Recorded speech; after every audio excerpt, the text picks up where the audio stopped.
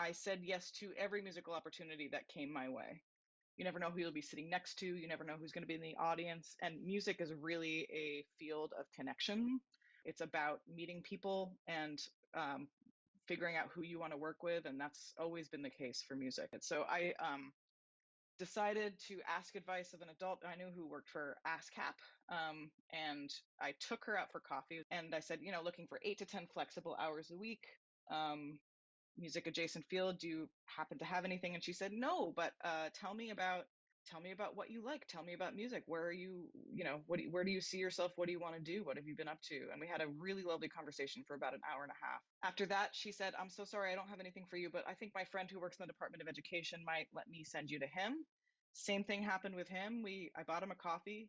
He didn't have anything for me, but we had an amazing conversation for an hour and a half.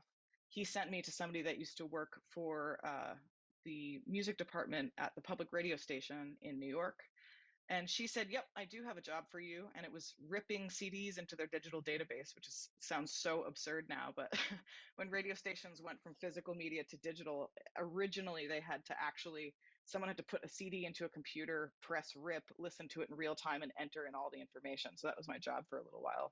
But unexpectedly, that turned into my boss wanting to hear what I sounded like on the air. And long story short, ended up being a 10-year radio career that ended in my having a podcast, which won a Peabody Award, which is so crazy. And that's a part of my life that really in no way had I projected, but I stayed open to it.